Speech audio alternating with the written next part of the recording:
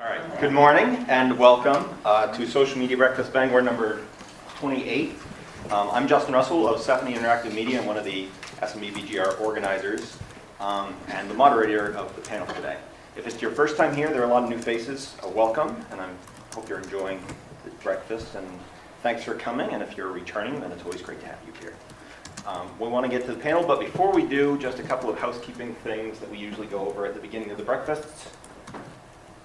First of all, if you're on Twitter, use the hashtag SMBBGR to talk about the breakfast while you're here, or see what else people are saying about it. If you're not on Twitter, or if you just want an easy way to see what people are saying, you can go to smbangor.org, our website, and follow along with a live tweet stream there. Also, if you haven't already signed up for our email newsletter, you can do that also at smbangor.org. It's free. It comes out every time we have an event. It just notifies you of the next event. It's a great way to keep up and not miss an event notification within the mass of social media stuff that you see every day.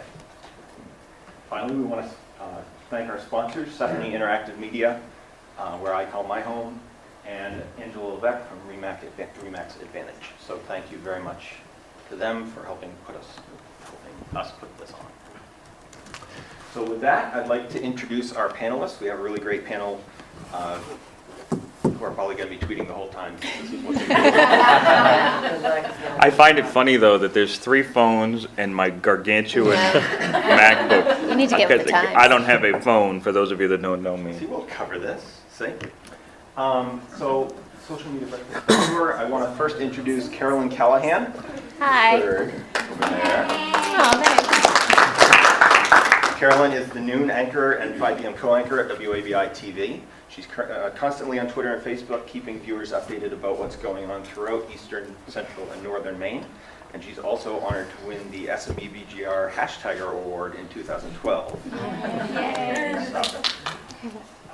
Next, we have Jason Clay from Governor's Restaurants, over there. He's the Director of Marketing and IT for Governor's, where he oversees the company's social media presence and features lots of dessert pictures. Oh yeah, it's a tough job. It's a tough job to look at them. Tweet dessert first. That's right. See what I did there? Thank you, Carol, for being the only one that laughed. Before joining Governor's, Jason practiced social media skills and burrito rolling at Boston-based Local Inspired Burritos. And he's also an Ad Award nominee for Governor's Restaurants for SMB BGR in 2013. He's Mark Nason. He works at the New England School of Communications just across campus at Husson. Part of his duties at NESCOM is being what he calls their Director of Social Media Relations. He believes that social media's role in business is just as much customer service as it is sales. And he's the InstaBacon Award winner a couple years ago because he's him. And finally, Ben Sprague. Ben serves on the Bangor City Council and is chairman of the Business and Economic Development Committee. He's also a financial advisor with Means Investment Company. Ben returned to Bangor in 2011 after spending 9 years in Boston, attending college and working for the Boston Red Sox. And he and his wife are expecting their first child next month in December. Wow! All right. So this is a big topic, and I wanted to do this. All of us have wanted to do this pretty much since the start because it's one of the things I think that businesses struggle when they first get into social media. How do you respond to people when they talk about you on Twitter and Facebook? So I just want to start with a pretty basic question for everyone. Personally, how do you decide when you're going to write back to someone, or if someone mentions you or your company, how do you determine if you're going to write back or if you just kind of let it sit out there and do its own thing? Do we want to go from Mark down? I guess? Sure.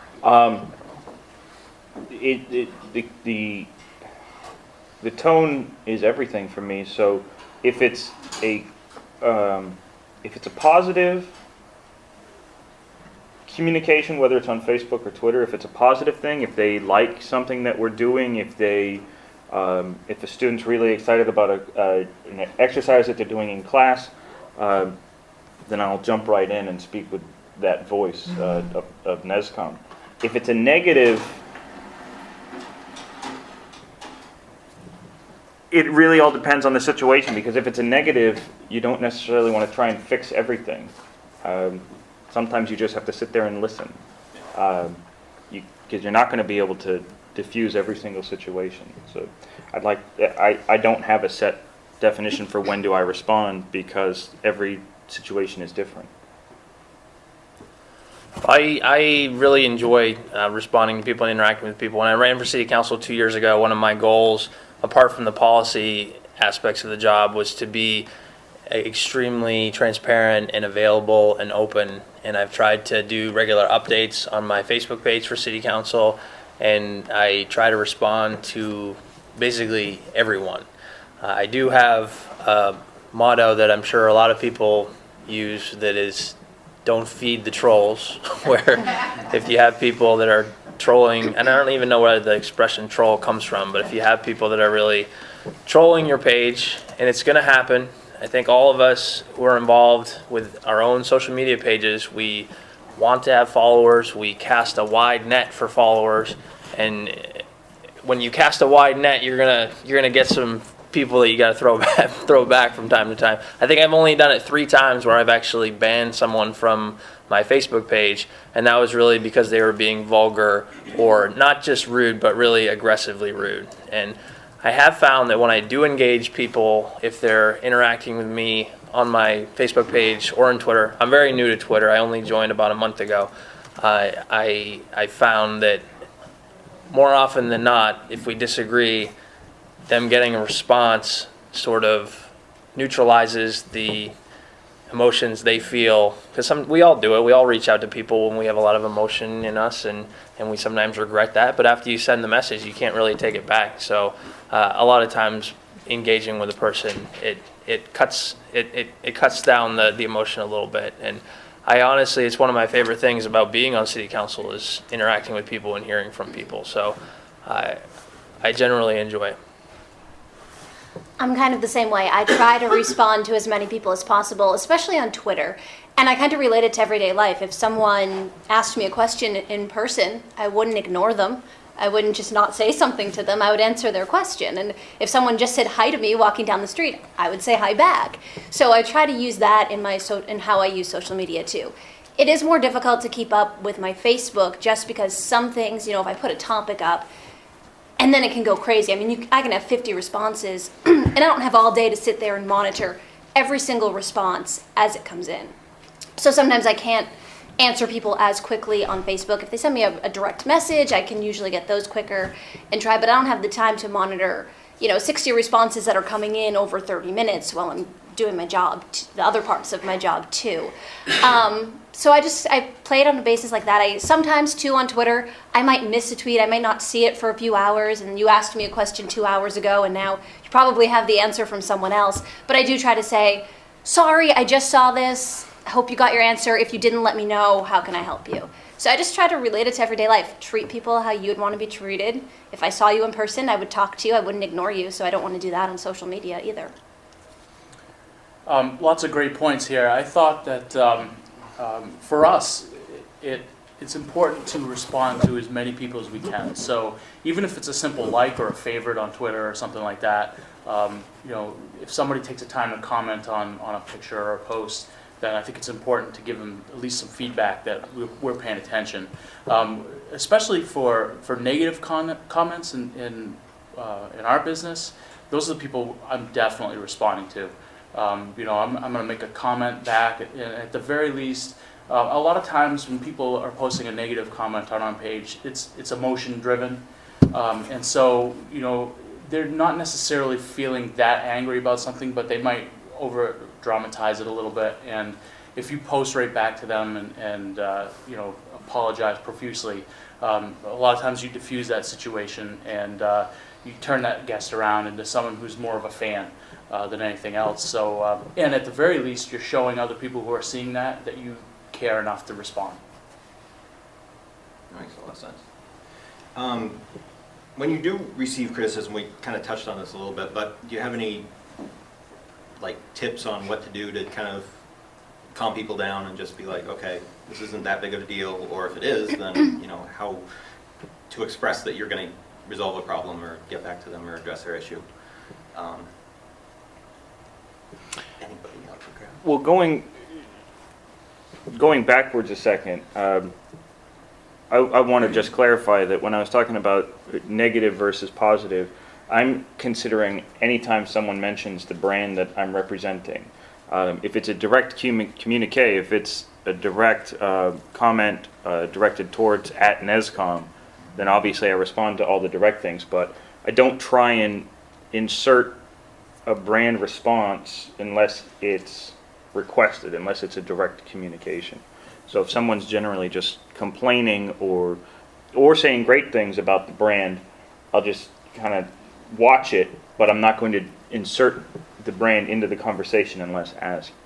I just wanted to clarify that. What was the question? Criticism. How do you kind of calm people down and respond to it? I deal with education. Well, I deal with a couple of different brands, but specifically I'm going to focus on the education aspect. And just like Jason, we have customers, and our customers are our students, and they're spending thousands of dollars with us for an education. And whether or not their criticism or negativity is justified, or if it's more emotionally ramped up, what I'll try and do is, because a lot of the content we talk about is of a private nature. If anyone's not familiar, but FERPA, the Right to Privacy Act, there's a lot of things I won't get into on social media, on a public forum. So that's where if it's a privacy thing, I'll take it into a private conversation and I'll give them options. Because there's never just one answer to a problem. I'll try and give them a couple of different options and a couple of different people that can address those in a very fast manner. I don't want to give them the runaround. If it means having them talk to the academic dean or the director of financial aid or whoever it is, we want to deal with it as soon as possible. I'm going to tell a very quick story. This fall, I taught a brief class on Facebook at the Hammond Street Senior Center downtown, which was really, it was so frustrating. It was also very rewarding in its own way. But one of the women who she created an account, and we found some of her friends from long ago that were scattered around the country. And one of her coworkers, she used to work at one of the law firms downtown. And one of her coworkers at the law firm had posted one of these meme type things that was basically, the message was, "I need a hug today." And I said, "Okay, now if you can comment on that photo or you can like that photo." And she said, I think I'll just go give her a hug after this is okay. So the perspective on, different people's perspective on social media is different. But my point of telling that story is I think of my Facebook page, which I use for city council, is really my branch of social media that I use the most and that I have I put the most energy into. And I really think of that as being like a community. And if it's not about me necessarily, it's not even about the city of Bangor, it's really about the community that's created through people interacting with each other, through people sharing things on that page. I have a lot of goals for Bangor and for our region in general, and I need people to be working together on those goals. So what I really try to think of through social media is creating the sense of community. A lot of people say that we're becoming more isolated and more lonely, really, but I think that social media has what it's doing is counteracting our increasing isolation by creating this sense of community. So when someone comes in with a harsh comment of some kind, they're disrupting that sense of community. So I try to diffuse it as quickly as possible, really. So for me, I kind of get a different kind of criticism too than they do. I'm on the news, so my criticisms generally come from, "I hate your hair. You looked awful today. You're so annoying," or, things like that. So when I get those criticisms, in this business we have to have a thick skin, so we know they're coming. Some of them, I try to kill it with kindness, because one woman once told me I had the ugliest earrings on she'd ever seen, and why did I ever think I should wear those on television? And so actually my nephew had picked those earrings out and given them to me. So I let her know that, well, they're not your style, sorry, but my 5-year-old nephew gave me these earrings and he was really excited that I was going to wear them. And I think, then she was like, oh, I'm so sorry, that was so nice. So it goes along with when there is criticism, if you do respond, and sometimes the criticism is constructive, and they say, because mine is a lot of attack on just like how I look or something, that shirt looked awful. And then I watch, I'm like, oh, yeah, she's kind of right. That shirt did look awful. Okay, thanks. You're right. I won't wear that again. When the criticism is about a story that we're reporting on or something, everybody has a different opinion. And a lot of our stories that get the criticism are political stories. And so then everything becomes an argument between different political parties. And it's hard for my Facebook page just has to be a place where people can give their opinions.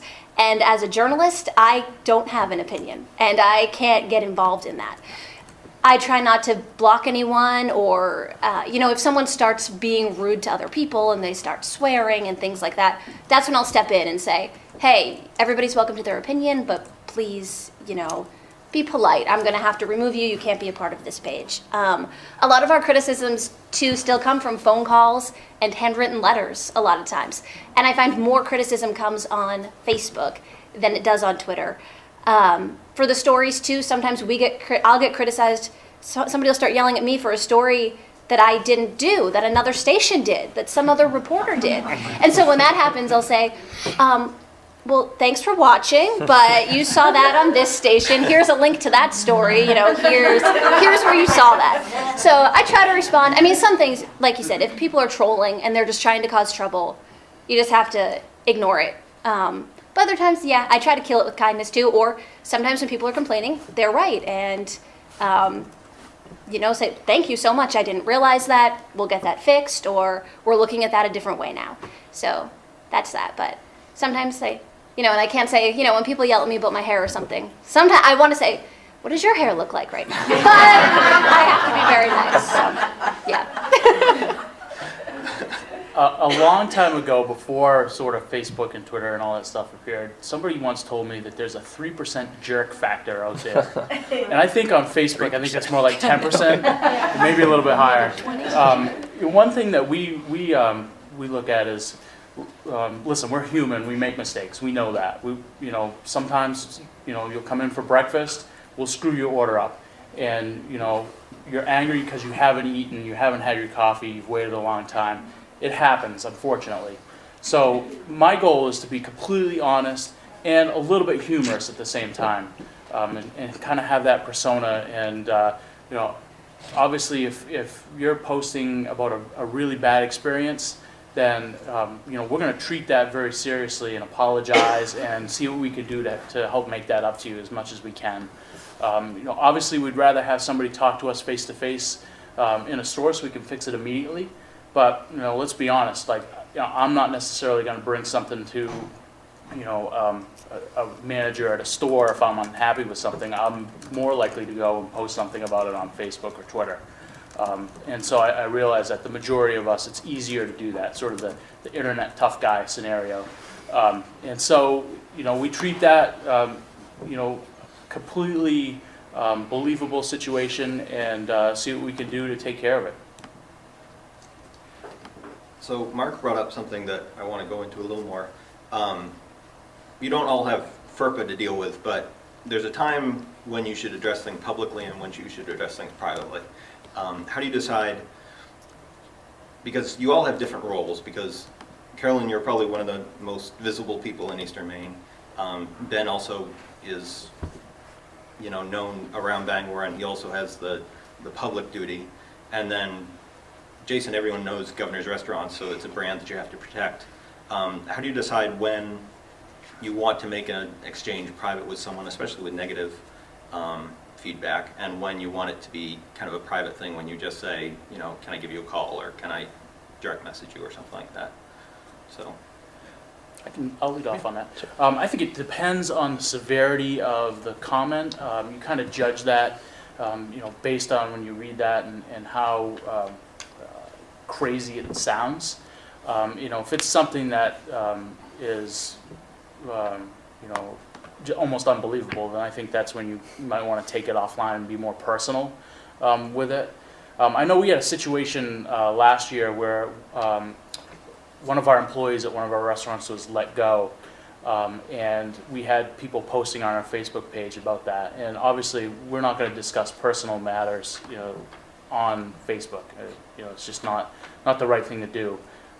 And so we left it alone, and it was something that, I rarely will ever delete a comment, and I didn't delete that.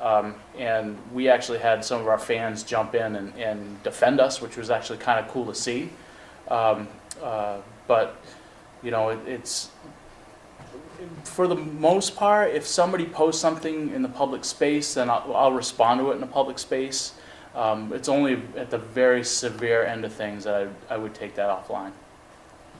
I like to respond publicly so that if other people maybe see that tweet that someone sent to me, and then if they see I never responded, then they're like, oh, well, she didn't care, or why didn't they answer? But if I respond publicly and I feel it needs a personal answer too, I'll respond publicly first and say, what's your email? Or I'm going to send you a direct message so that we can talk about this more one-on-one. But I want people to see that I do care and I'm listening. Another thing about when we put things publicly that's a little different for me is when we're covering news stories, I could be at a terrible crash and I could be tweeting that I'm there. There are things that I'm going to know just from being there, but I can't yet put that out on social media. And so sometimes I'll have people asking me, and I want to give you all the information I can, but sometimes just I can't. I don't have it confirmed from police yet, or for some certain reason, police don't want us to tell you yet, either because it's going to interfere with their investigation or because we're at a deadly crash and this person's family doesn't know yet. I will, though, in that respect, if I know you on Facebook or social media and you know where I am and you're worried because your husband or your family member at that time was driving in that area and you are so worried because you can't get in touch with them or you don't know if they were there, I'll try to send that person a direct message and be like, if they're looking, my son drives a red car. And if I know it's not, I'll send them a message saying, hey, it's okay, it's not a red car. I know that it's not that, if I know that information, because I'm a person too, believe it or not. People think we're terrible people, but I want to help. So there are times, people will send me questions like, well, why aren't you telling us this? What's going on? Either one, maybe I don't know yet, or two, I don't want to give you false information and give you false hope or start a rumor that there's something terrible is going on when we just don't know yet.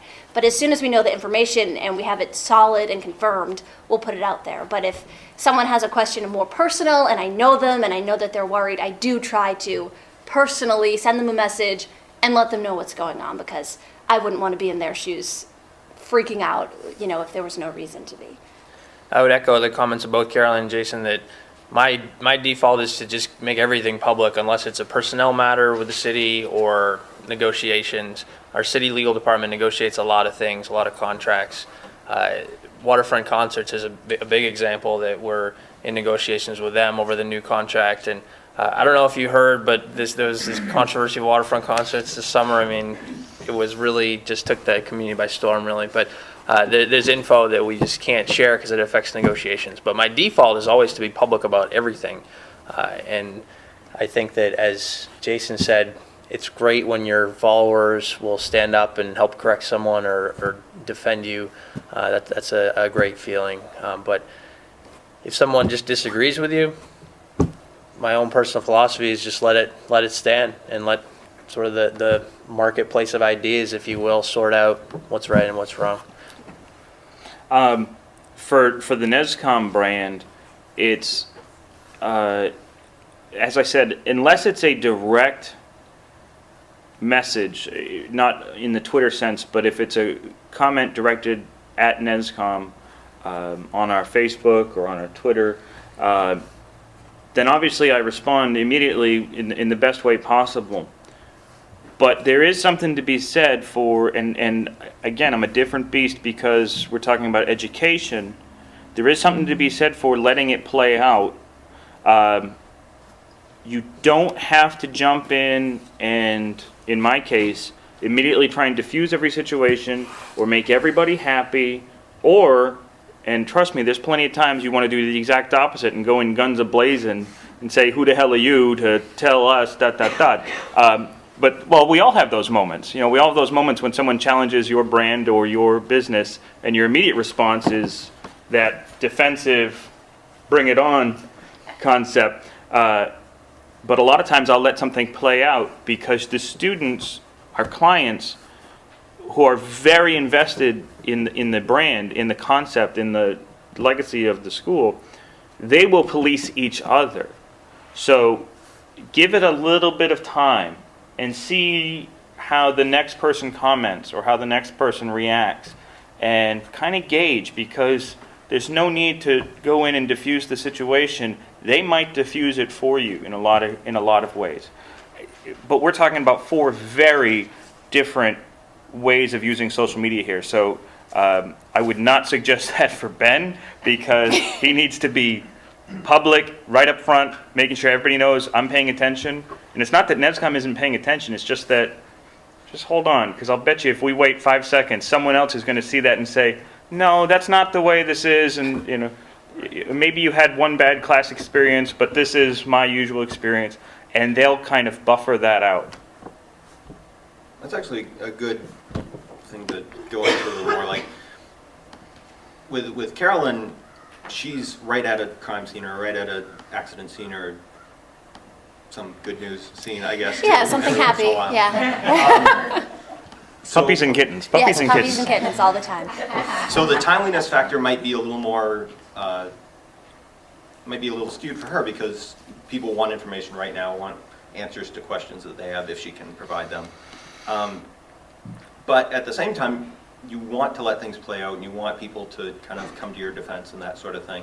But you don't want it to kind of just sit there for 2 weeks. So what do you think is the best, and of course, like Mark said, this is different for every industry, every use case, but for you, what has been a good kind of time period guideline of how long you should wait before you respond, or should you just, are there times when you just see something and automatically respond and then wait on other things, or what's kind of your guideline with that? I felt that just as people can reach out with emotion, I can respond with emotion as well. So sometimes I'll try to give it a little bit of time. And I'm not talking days or weeks, I'm talking hours or even minutes sometimes. I typically respond as quickly as possible. And if somebody reaches out, I've found that even if we disagree, they at least appreciate the response. And the quicker that response comes, the more they actually felt like they were treated with respect and they engaged. And so I try to respond really as quickly as possible. Jason made a good comment before about how you can kind of sense the tone of a message you get from somebody, that certain ones it's just a battle that you can't win, and you're not gonna, there's no point in really responding because you're not gonna make any headway with them. I think you can usually tell that from the tone of a message, but I try to respond as quickly as possible. Yeah, me too. I try to do it as quickly as possible, definitely within the 24 hours, usually before that. And that is too just because I get answers so quickly, I find out information so quickly. News is just a quick business, and that's generally what people want to know about. So I just try to, I try to do it as quick as possible, but if I need to get information first, then of course, maybe it'll take a couple of hours for me to respond. And just like Ben said, there are some people that you just can tell, they're just trying to start a fight, so just kind of gloss over that. My general rule of thumb is within 24 hours. And if it's something that's like a time-sensitive thing, then it's obviously what are your specials today or something like that. Then that's something we get back to them as soon as possible. But as long as you're responding within 24 hours, I think that's a good time frame. Yeah, just the same thing. Anything more than 24 hours, don't bother, because we live in an immediate society. And whether it's a question about specials or a simple housekeeping kind of, I forgot this fact, anything more than 24 hours, you would be ticked off if you were waiting for a response. How many times have you sent an email or a tweet or whatever it is, and you're like, okay, come on, I really want to know, and whether or not it's to do with breaking news, anybody, we're all impatient, so we want to know. Maybe, as Ben said, wait a few seconds. How many times have you typed out a tweet and then be like, no, I'm going to delete that. That's probably not the best way to respond. So take a deep breath before you think about it. Because take the deep breath because, and I don't know if I'm jumping to the next question again, but Because unless it's a private communication, your response is going to be just as public as that person's comment. And so whether you're defending yourself or your brand or a business, you have to be very careful that you're not getting lured into that emotional response. Yeah, that's good. We touched at the beginning a little bit on this, but I want to kind of change directions a little and move a little away from the main topic and kind of do something related. Should you ever respond if someone's talking about something that's tangential to what you do? Like, if someone's, how do you kind of determine that line between seeming engaged with people talking about what you know and sounding a little spammy? So, like, Jason, do you ever hear people talking about pie and then say, like, hey, you know? Did someone say pie? Like, Mark has a good example because in addition to being the director of social media things at NESCOM, he also is the station manager at WHSN, so you hear someone talking about a certain band and say something about the band and kind of try to engage people that way, or do you just stand back and let it happen, and if they do in fact start to engage with you and start a conversation, is that where you kind of jump in? I can answer this one. I'm going to use someone else as an example. I think a lot of people in the room might know Tanya Emery, formerly Tanya Pereira. She rocks at social media, and one of my favorite things that she does is there'll be a thread going about something around the city, like a street light that's out, or some complaint about something very small that can just explode on Facebook with, comment after comment after comment. And I'll be reading through these, and then I'll see Tanya Emery, City of Bangor, chimes in and diffuses the situation immediately. And I think that people are surprised when a city staff person, or if I do it, a city councilor jumps in and actually helps solve the problem. So that's a perfect example of how social media, you can really diffuse situations before they spiral too much out of control. She's good at cutting the blue wire. Look at the red of the blue wire. Yeah. And she'll just be blunt. She'll say, why don't you just call me about this rather than posting it on Facebook and letting it spiral out of control. And I think that the city of Bangor, we have a new counselor in the room with us today, Ron.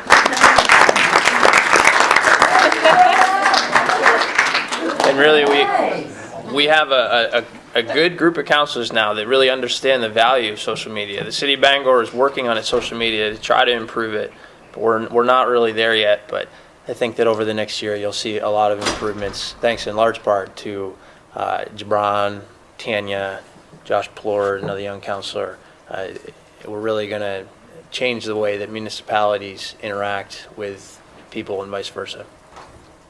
With the way Ben's talking about it in the use of community connection, for us, because we're going to use it as sales, straight up sales, and I know there's a bunch of you in the room that use social media for straight up sales. I want to turn these prospects into, in my case, new students. But Justin talks about getting spammy. Don't go on the sales pitch unless they've opened that door. You can, if they're having a conversation with you, or if it has to do directly with your brand, your business, great. Be part of that conversation. But if I see a student, a potential student, talking about video production, I'm not going to jump in as NESCOM and say, video production? Well, you should come here.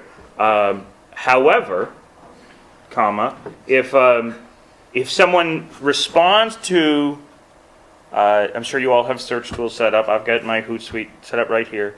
And so if someone responds to someone else's question, oh, I'm thinking about going to school for video production, and someone says, oh yeah, my brother goes to NESCOM, then I might use that as a way to, and I might not go on a direct sales pitch. I might not go direct on it, but I might favorite that response as NESCOM to kind of nudge, hey, the brand's out there, we're paying attention, but it's not a harsh sales pitch.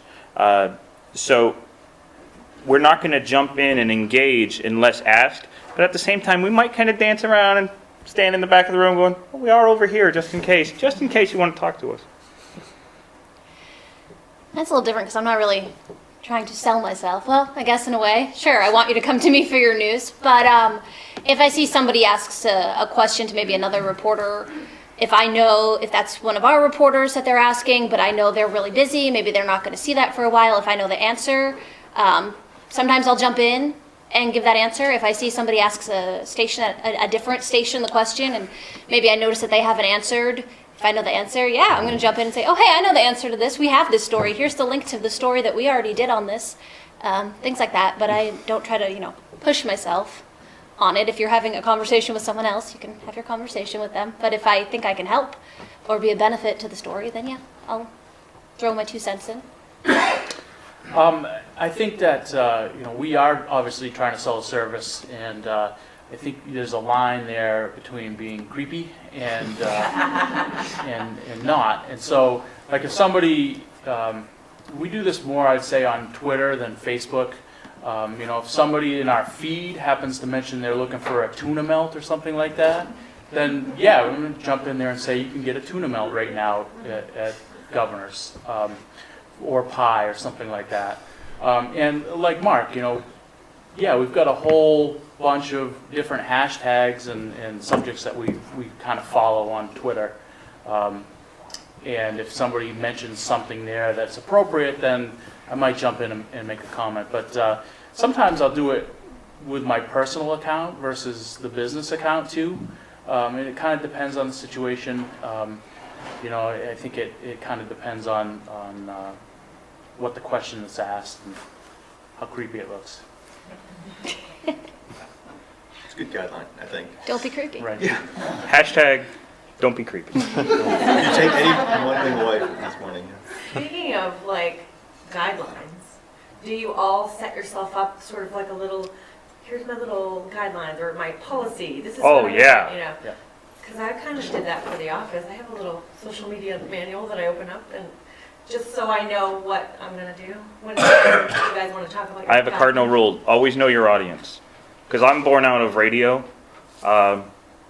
And as a radio guy, you always have to know your demographic. You have to know your psychographic, who you're talking to. You have to know your audience. And both on a professional and on a personal, very personal level, I hold myself to incredibly, sometimes difficult standards. And I joke about it that everything I put out there is like a Green Band movie trailer. It's approved for all ages. You just have to realize that no matter what you're talking about, there's a million different people that are going to have different reactions and a different audience response. And some people are going to like what you say, some people aren't. So you have to kind of tread lightly and go into every response and every comment, understanding that tone and body language and all these things that we depend on in the human world are lost on us in the electronic world. And so every word counts. And it's not just because Twitter only gives you 140 characters, but every word counts because someone's going to take that word and interpret it as they want to interpret it, not as you wanted them to interpret it. I agree with the know your audience premise. I think all of us probably have a wide audience. I pride myself on reaching out to older folks and younger, everywhere in between. I've had a few posts fall a little bit flat when I reference Family Guy or Seinfeld or something like that in the context of city government. But for the most part, I try to be myself through social media, but the slightly more professional, slightly more polite version of myself. And I don't have a set of guidelines really. I think that I don't work for a company. I don't work for a network that what I do could reflect on that network. I guess I do work for the city of Bangor, so I should think through. But I'm comfortable with what I posted. That I haven't done anything that's too really controversial. So you don't have to put out the disclaimer, these thoughts are my own, and they do not know No. But I think probably eventually government will regulate social media more. I think that, or for politicians, for campaigns, I think that right now, there aren't a lot of rules for social media in government. As government catches up with social media a bit, there might be some disclaimers like that. I hope there's not, because I don't want to have to get stuff approved. You would lose your instantaneous ability to reach people if you had to run it through someone else first. We're going to call that the Carlos Danger Clause. Yeah. Yeah, WABI, where I work, has a set of guidelines for Twitter, social media guidelines. They're basically common sense things, though. I mean, it's be polite. Don't. Everyone who works there, we are not supposed to give your political feelings. Give your personal opinion about what you think of something. We have a WABI Facebook page and a WABI Twitter. I have my Carolyn Callahan Twitter and my Carolyn Callahan WABI fan page on Facebook. And then I have a Carolyn Callahan personal page that I'm still very careful on that too, because everywhere we go, everybody that I work with, everybody represents their company all the time, but since sometimes a lot of people don't know who you work for, but most people know who we work for. So when we're at the grocery store, no matter where we are, if we're at the Sea Dog at night, you have to be thinking about that anything you do, when we're just driving a car and people call in and say, we saw Carolyn Callahan drove too fast down that street, I don't drive too fast, but we get people do that all the time. Or so for our station, our guidelines are very, you don't give your opinion. Of course, I can give an opinion on if I did a story on this sweet 80-year-old man who has raised $10,000 for someone. Of course, who doesn't think that's great? So yeah, had a great time. What a sweet man. Loved doing this story. You can do things like that. But also on my Carolyn Callahan Twitter page, I don't just talk about news. I do let people into my personal life and show pictures of things I'm doing and talk about wedding planning and things that have nothing to do with news. Go Gamecocks. Go Gamecocks, yes, I went to South Carolina. So I do talk about things like that. I would never do that on the WABI page, of course, because it has to be completely professional and we just stick to news on that. But you let people more into your... It's my choice. Some of my colleagues don't want to do that. Their pages are just news strictly. They don't want people to know about their personal lives. But so there's a fine balance, and some people are better at it than others. We have had people who get in trouble because maybe they were at a local establishment and didn't like their service, and they took to Facebook to complain about it. And then someone sees that, and they call the station, and they say, such and such a person is going on Facebook saying that we're a terrible company, or, what is that about? Why are they doing that? So it can be interesting, but it's common sense. For my business too, we know what we're getting into. We know what we should be doing. So, but yeah, we do have guidelines. Is anybody here named Brooke Dunham? Is anybody here named Brooke Dunham? Because this is a great example of Carolyn getting... I'm sorry. I'm live tweeting SMB BGR. Is there a Brooke Dunham in the room? Well, now they're not going to say they're here. Well, I It's good. So I throw this out because it's a great example, and I'm not picking on Carolyn because okay. this happens, okay? She is the brand.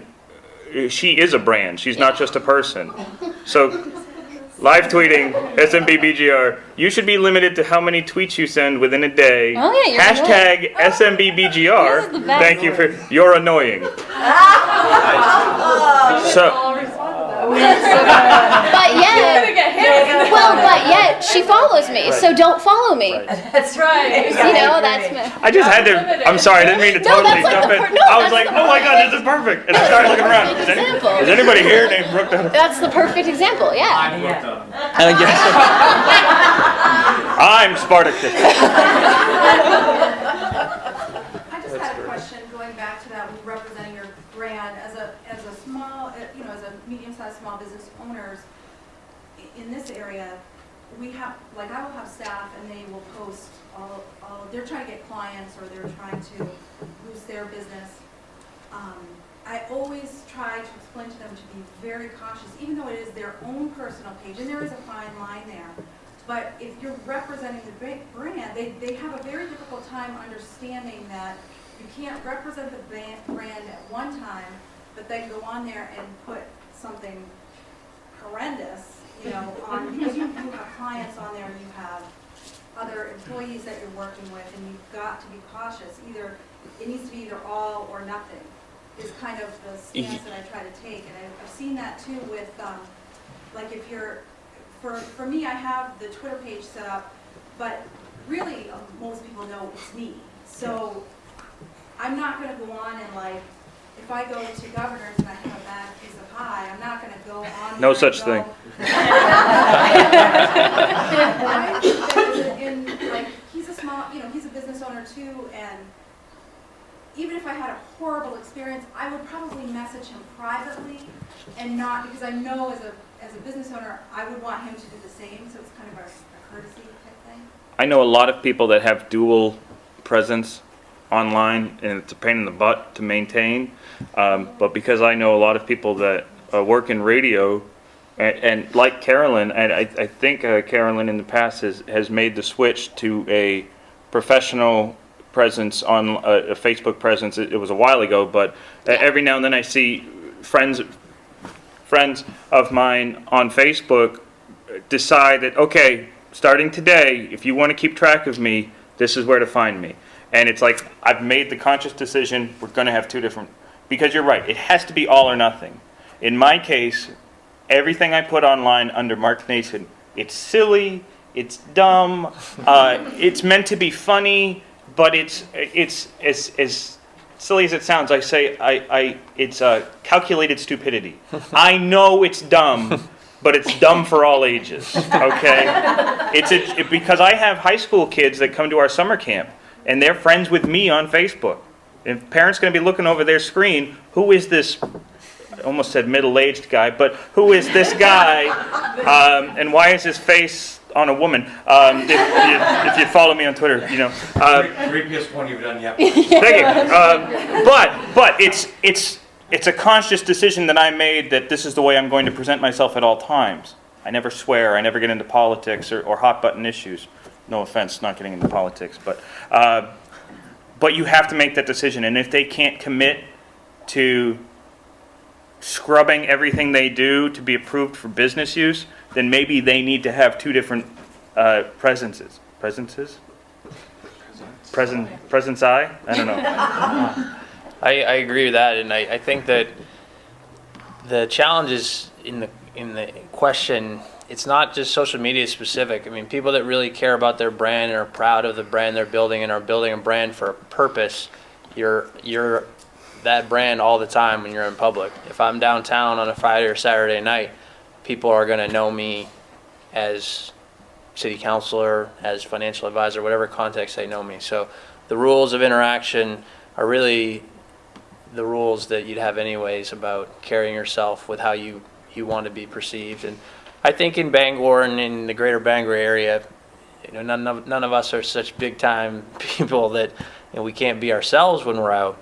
But I'm always conscious when I'm around that I don't want to embarrass myself and through that my family and the city of Bangor along with it. Yeah, I agree with what they said. I mean, I used to have, I didn't separate my personal page from my work page, and it just becomes too much. Plus, too, you know, on my personal page, I had put up pictures of my nephews. Well, I don't want, you know, Joe Smith, who watches me on the news, to, you know, see everything my nephews are doing or things like that. So I have that personal page. But I still carry what I do on my professional page over to my personal page. You know, I won't say something on my personal page that would reflect bad on my employer or myself or the city of Bangor, just because I have, you know, people can still see that, and they still, I'm not hiding just because that page says Carolyn Callahan and not Carolyn Callahan WABI. They know who I am. So I just try to use common sense. I mean, that's what it's really all about. Yeah, I think I totally agree with that. At the same point, we have a social media policy that all our employees sign when they come to work for us. And you might think, you know, all right, you're a restaurant, you have cooks, you have servers. They're really not using social media to go out there and attract business. But they can speak poorly of us on social media or of somebody else on social media. And we've never had a case where we've ever had to do anything with that. But it's more of a sort of cover your butt scenario. where, listen, we realize people have social media, it's very powerful, and think before you post. And it's a simple policy so that people understand, and we're not out there actively seeking, but our management team, they're friends with a lot of the employees on Facebook. They see what's being posted. So if somebody posts something very negative about a coworker or something like that, then that could be an issue that would have to be dealt with, even if it's not happening within the four walls of the restaurant. Marion has a question. Marion. I speak for myself when I do stuff, and though I'm a multiple personality person, most of the time, we're of one mind. But the two of you who represent, especially the two of you on the edges that represent larger entities where there are policies, do you ever have, it can't always be that everybody agrees with you, especially when things start getting troubled. How does that get managed inside your firms? Because you're the voice, you're the spokesperson, but are you second guessed? Are people saying to you, wait a minute, why did you handle it that way? Because the freakazoids, it can go in any direction it wants to go, and it has absolutely nothing to do with how well or poorly you handled it. Oftentimes, you could have been perfect, but somebody's troubled. And so, does that come back on you? Have you guys had poor experiences? How have you dealt with differences of opinion on how to manage trouble? You pointed at me when you said previous. I feel like maybe it's a little bit different than what Mark deals with in more institutional setting, but when I deal with something, I try to think of it from an ownership perspective, and I've been really sort of blessed that my owner trusts me implicitly to act as his voice on social media, and he follows me on Twitter and on Facebook, and he sees everything that goes on. And so, for me, if I'm handling a situation, then I'm going to have a reason why I did it, and I'll be ready to defend that reason. But I've never run into a situation where I've been questioned about how I've handled something because he trusts my approach for that. What I do, I'm a one-man band, but I'm also a control freak. So I'm a one-man band, but I give others within the organization access, because no company should have just one person that has sole access to everything. You should have a redundancy. You need to have, if I'm on vacation, I went on vacation, which I never do, but I went on vacation last year, and I set up people. You're in charge of Facebook, you're in charge of Twitter, you both have access, respond accordingly, and I made sure they understood what I wanted from them. But I'm a one-man band most of the time. I use my coworkers, including my superiors. I'll go to the academic dean, I'll go to the president of NESCOM when I'm trying to figure out how do I want to approach this subject. And a great example, if you're not familiar, the NESCOM brand, which is 30 years old, is going through its biggest change ever. We're being integrated into Husson University. So we're officially becoming the communication school within Husson University. It is a very emotional process for anyone that's a NESCOM student now or has been. And it's also, there's also a difference of opinion on the other side of the street. I always joke about the green and the red. There's students on the green side of the street that are like, well, NESCOM's a bunch of freaks and geeks, and, to a certain extent we are. But at the same time, if I'm trying to approach something that's delicate, like that integration, I don't know everything. And I certainly wouldn't dare put something out there that would rub someone the wrong way. So what I want to do is go and I might draft up something and then show it to a superior of mine or whoever would be in charge of that subject matter and say, would this be an appropriate way to approach this subject? Because I don't know everything, and I certainly don't know everything about financial aid. So if I'm talking about a change in student loans, I'm going to go to somebody who knows that. But how humbling yourself, if you will, to go to them. They're not down your neck. No, I've never had that, but we have had, much like I'm sure Carolyn has in the past, or at least witnessed in the past at a media outlet, there will be times that employees of a brand, you'll have to have a talking with them because they are misrepresenting the brand. Whether they intend to or not, and I won't go into names because it's not important, but politics, I don't talk about politics online, and I'm also friends with almost all of my students. And some faculty people decide that they don't want to do that. But if you're going to do that, you have to understand that when you start to talk about politics online, that's going to have a ripple effect. And it's going to cause some disruption both in and outside the classroom. Because if you're going to allow that, if you're going to open that gate, we've had to address that in the past. And it's not repercussions, but it's about reminding people, hey, if you're going to allow them access to your personal communique, you have to be willing to understand that they're not going to agree with everything you say. Yeah, I've never had a situation really where they've been down our back about something. If we do have, like, our program director will handle a lot of complaints that we get on our Facebook page because he knows all the information and he's the one that will respond and can be that kind of management voice that will respond to them. Same as Mark, we have had people get in trouble for things that they have put on their Facebook, but we've never had anything where we've gotten in trouble with how we've responded to a certain situation.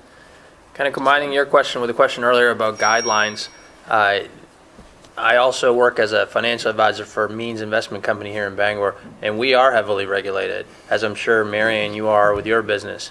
And our Facebook page gets basically zero traction because our posts have to be bland. Yeah, you can't talk about anything. You can't make anything that could be misconstrued as a recommendation. If you do, you got to have a page of disclaimers after it. And in social media in the financial industry, it's basically non-existent because it's so heavily regulated. I've always liked Marion's, the company which shall not be named. I did think of two personal guidelines I have, and this is true. I try not to post when I've been drinking, honestly. I don't drink that much, but I'm a lightweight, so even one drink, I can't. I can go down some weird paths, and I try not to post after like 10:30 or 11 o'clock at night. Nothing good happens after 10 o'clock at night. Yeah. And I've done that before, not recently, and I wake up the next morning, and my first thought is, oh my goodness, did I really post that last night? That was a mistake. But Ben brings up a good point, because when to respond is not only a matter of the timeliness of the question, but also when is it realistically a smart idea to respond. If you're controlling a brand and you're responding at 2 a.m., I'm not saying that that's going to be detrimental to your image, but is that really the most opportune time to be sending that communique? Or do you send it during normal business hours or dinner time? Within a reasonable hour, especially if you're looking to kind of get a bounce from it, that if someone says about your brand, I'm having trouble with my cell phone service, and you're able to offer up a positive solution or spin and say, oh, well, this is a great opportunity, this is why, it's because we're upgrading, and tomorrow you're going to have better access to everything, and you're looking for that bounce that people might, oh, great, good news. Don't send it at 2 a.m. because it's going to get buried.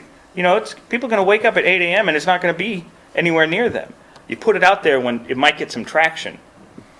We are about 5.5 weeks away from a baby, though, so there might be some late night. Nothing to do. Yeah. I'll have to have a special hashtag for that. I just have one question about how do you, like in the food chain, there's 24 hours in a day, there's only so much tweeting and Facebooking and answering you can do to one person. Do you have like a personal goal of how you manage what comes in direct message? Do you have it automatically go to your phone? Do you not have it? I know what I do for myself, but it's just been a very painful experience to try to figure out how to do it. And I know like with Hootsuite, which is a great app for Android to help if you're managing multiple accounts, it's great. But do you how do you handle your replies, and do you have like an idea of what you check first? You've been in a meeting, now your time to check your social media stuff. What do you do first? I always check Twitter first.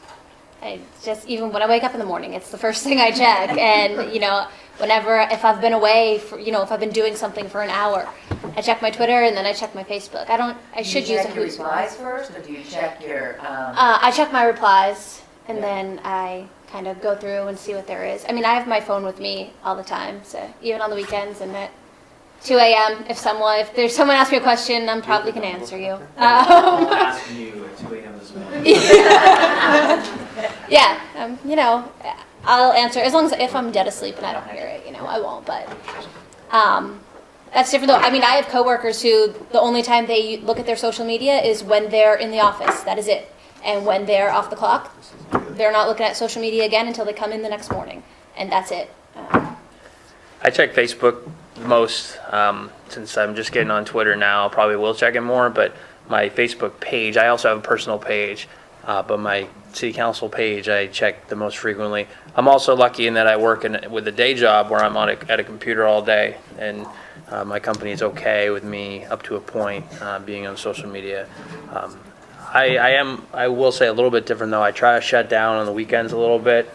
Friday, 6 or 7 o'clock, I try to go without the phone until really Sunday night if I can, which is not always feasible, but I find that I need to shut down a little bit from time to time.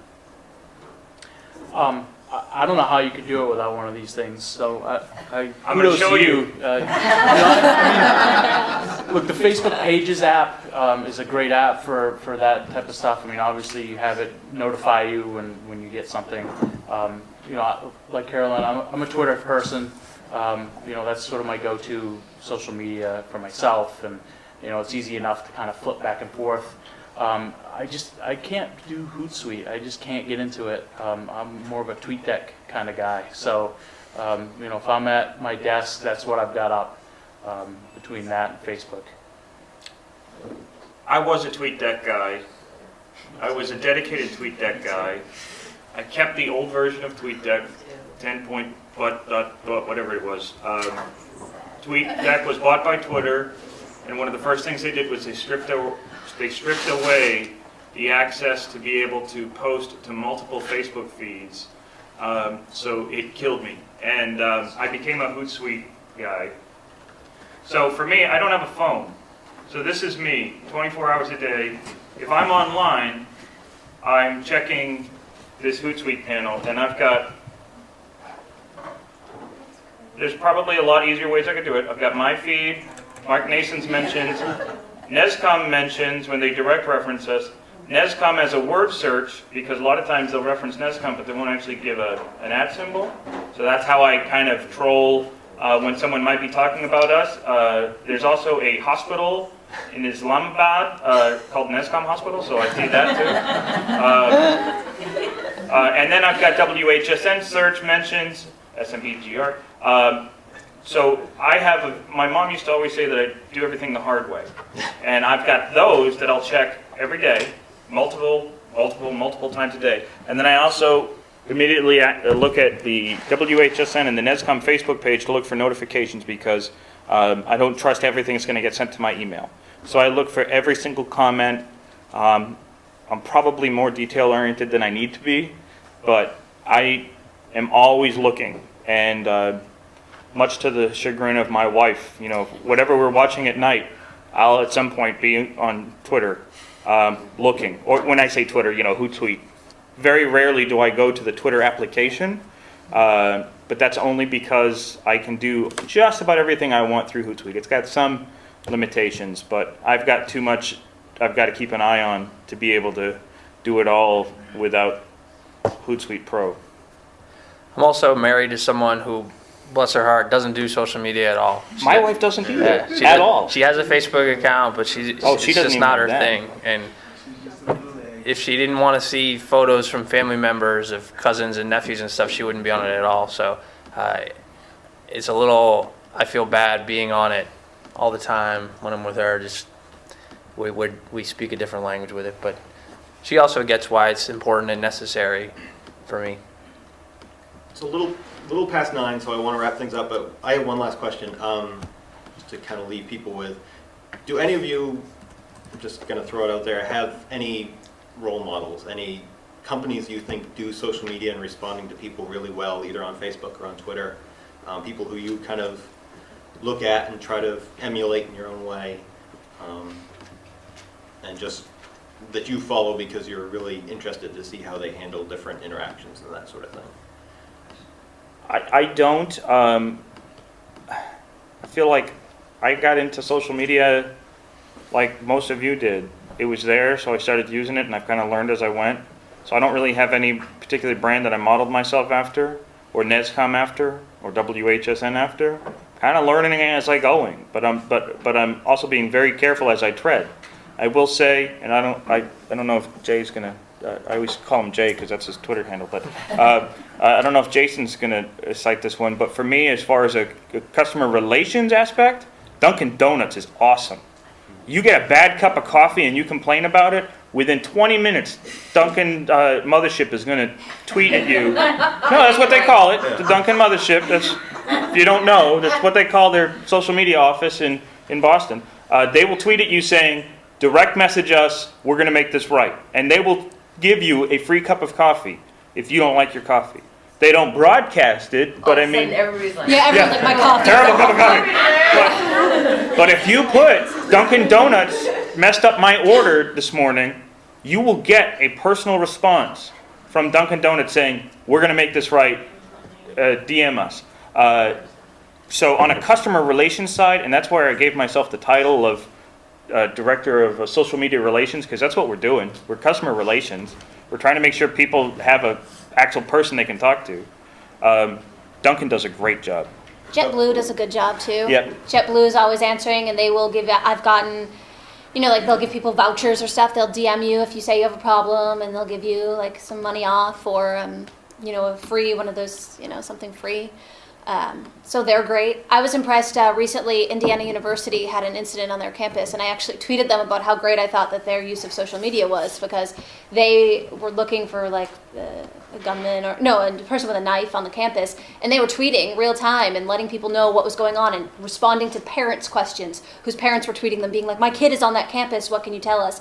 And they were responding to everyone, and I thought that was great. So I noticed that because other people were retweeting them, and I tweeted them, and I said, that's great. I love the way that you're doing this, keeping people up to date with what is going on in the campus, because there are a lot of places that don't do things like that, and so that was great.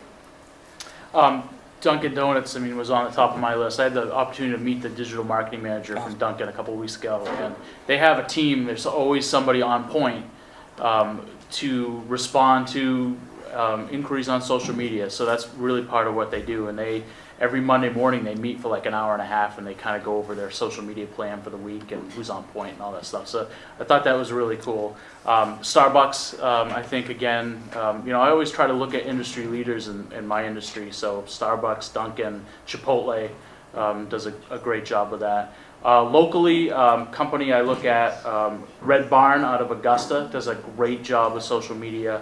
And sort of a new company to the area, Sweet Frog is doing a great job with that too. So I think there's lots of examples of people look at.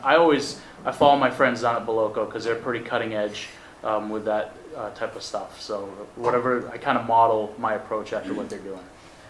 I would say the same companies, and honestly, Carolyn, I've admired the way she's built an audience. I think she's done it really well. The Downtown Bangor Facebook page, I think, is great.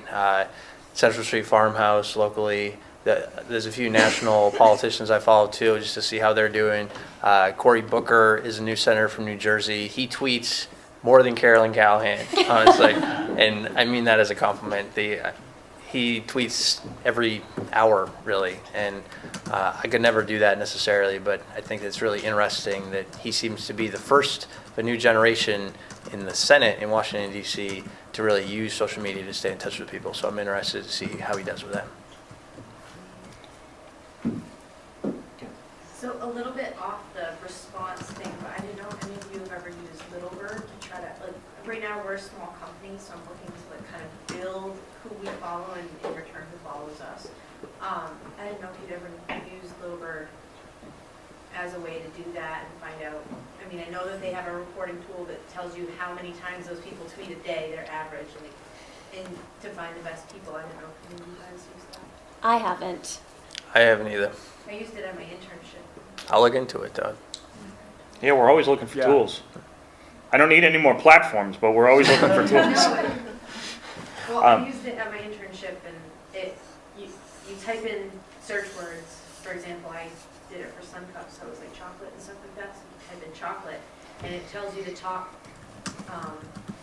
people on Twitter for that topic, and how often they tweet, and what hashtags they use, and things like that. And I know it's still in its beta version, but I use that a lot before. I didn't know if anybody else. I haven't, but I'm going to look at it. That's interesting. Cool.